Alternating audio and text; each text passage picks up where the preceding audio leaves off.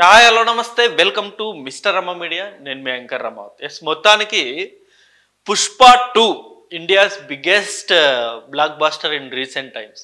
ఆ సక్సెస్ని అల్లు అర్జున్ గారు పూర్తిగా ఎంజాయ్ చేయకుండానే అయిపోయింది. ఆల్మోస్ట్ ఇవాల్టితోటి నాకు తెలిసి 1100 కోట్ల క్లబ్లోకి చేరింది పుష్ప 2. సో అంత పెద్ద సక్సెస్ వచ్చినా పాపం ఆయన ఆ సక్సెస్ని ఎంజాయ్ చేయలేని పరిస్థితి. దానికి కారణం మీ అందరికీ తెలిసిందే. అండ్ రీసెంట్గా జైలుకి వెళ్ళడం, తర్వాత బెయిల్ రావడం, ఇవన్నీ చకచక జరిగిపోయాయి. అంటే ఇప్పుడు ఈ అంశంలో మరో కొత్త టాపిక్ అనేది యాడ్ అయింది. రీసెంట్గా చాలామంది కామెంట్స్ అన్ని పెడుతున్నారు. మరీ ముఖ్యంగా తీన్మార్ మల్లన్న గారు దీని మీద మాట్లాడారు. ఎలాగైతే గతంలో జానీ మాస్టర్ మీద కేస్ ఫైల్ అయినప్పుడు ఎలాగైతే నేషనల్ అవార్డు ఇవ్వకుండా ఆపేశారో, వేరే వాళ్ళకి ఇచ్చారో, అలాగే ఇప్పుడు అల్లు అర్జున్ గారి మీద కూడా కేసు ఫైల్ అయింది కాబట్టి ఆయన కూడా జైలుకి వెళ్ళి వచ్చారు కాబట్టి ఆయన తీసుకున్న నేషనల్ అవార్డు అనేది కూడా వెనక్కి ఇచ్చేయాలని చెప్పేసి కూడా ఇప్పుడు డిమాండ్ అనేది చాలామంది చేస్తున్నారు. ఎప్పుడైతే అల్లు అర్జున్ గారు జైలుకి వెళ్ళి వచ్చారో అప్పటి నుండి ఈ డిమాండ్ అనేది చాలా ఎక్కువగా వినబడుతుంది. సో నిజంగా అల్లు అర్జున్ గారు ఏదైతే నేషనల్ అవార్డు వచ్చిందో అది రిటర్న్ ఇచ్చేయాల్సిందేనా అని చెప్పేసి ఇప్పుడు కంప్లీట్గా ఈ వీడియోలో నేను డిస్కస్ చేయబోతున్నాను. ముందుగా ఈ అంశం మీద మీ అభిప్రాయాన్ని కూడా కంప్లీట్గా కింద కామెంట్ రూపంలో తెలియజేయండి. నిజంగా ఇప్పుడు అల్లు అర్జున్ గారు జైలుకి వెళ్ళేసి వచ్చారు కాబట్టి అవార్డు రిటర్న్ ఇచ్చేయాల్సిందేనా అని చెప్పేసి ఈ అంశం మీ అభిప్రాయం కూడా కింద కామెంట్ రూపంలో తెలియజేయండి.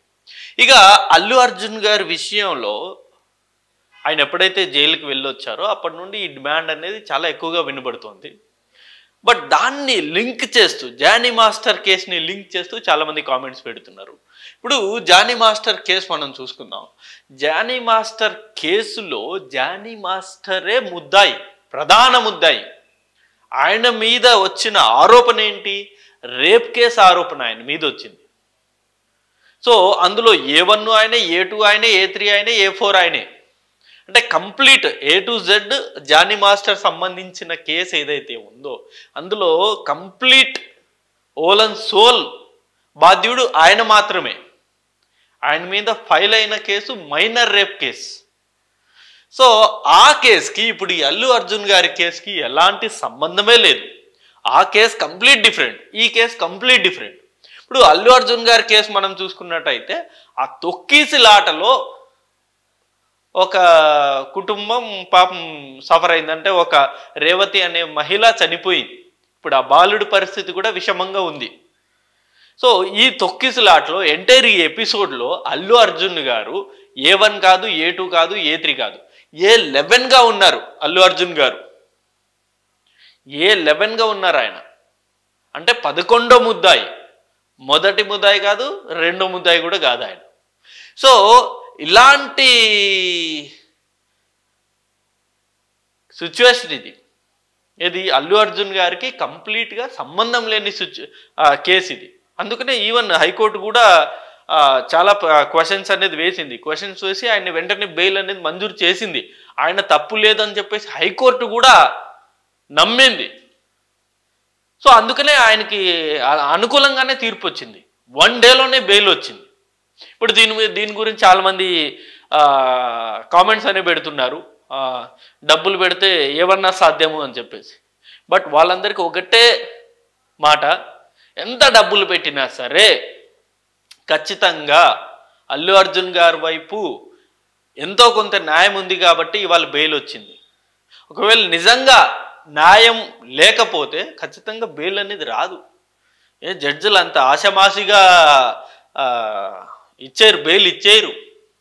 ఎంతో కొంత అక్కడ అల్లు అర్జున్ గారి వైపు న్యాయం ఉంది కాబట్టే బెయిల్ వచ్చింది. ఈయన 11వ ముద్దాయి, అందులోనూ ఆ రోజు సంధ్యా థియేటర్ ఘటన అనే అంశంలో అసలు ఎలాంటి సంబంధం లేదు. ముందుగానే పోలీసు వారికి ఇన్ఫార్మ్ చేశారు. ఇది పోలీసు వారి భద్రత విఫలం అని చెప్పేసి కూడా చాలామంది అంటున్నమాట. ఈవెన్ ఆ లాయర్ కూడా నిరంజన్ రెడ్డి గారు కూడా ఇదే వాదించారు, ఇది హైకోర్టులో. ఆ రోజు మొత్తం కంప్లీట్ భద్రత తీసుకోవాల్సింది పోలీసు వాళ్ళు కంప్లీట్ భద్రతని తీసుకోకుండా ఆ అంశం ఎక్కడ పోలీసు వారి మీద వారి మెడకు చుట్టుకుంటుందో అని చెప్పేసి A11గా ఉన్న అల్లు అర్జున్ గారిని అక్యూజ్డ్గా దీనిలో జాయిన్ చేసి ఆయన అరెస్ట్ చేశారు అని చెప్పేసి నిరంజన్ రెడ్డి గారు చాలా క్లారిటీగా స్పష్టంగా హైకోర్టు వారికి తెలియజేయడం జరిగింది. సో హైకోర్టు జడ్జి ఆ మేడం కూడా దీంతో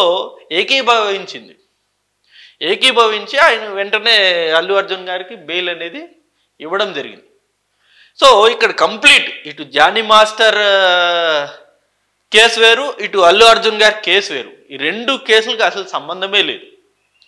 జానీ మాస్టర్ గారిది రేప్ కేసు, మైనర్ బాలికని ఆయన రేప్ చేశారని చెప్పేసి ఒక బాధితురాలు స్వయంగా జానీ మాస్టర్ మీద కేసు పెట్టింది.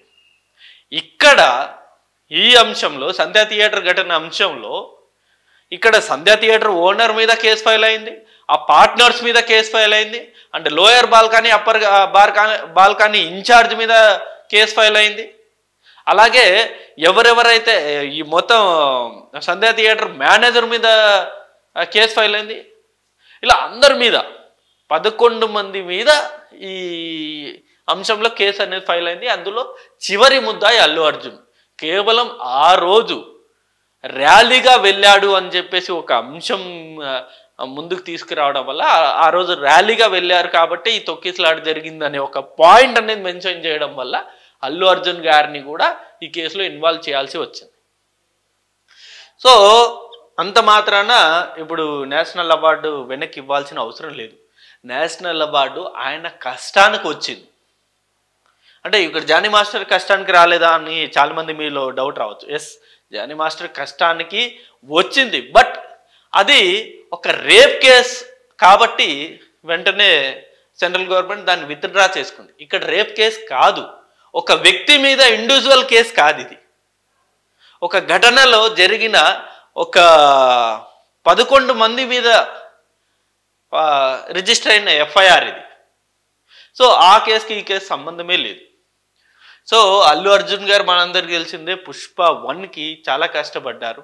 అంటే చాలా అంటే ఆ సినిమా మొత్తం చూస్తుంటే అంటే అది సెకండరీ. మళ్ళీ పుష్ప సినిమా స్టోరీ మనం తీసుకుంటే ఆ సెకండరీ.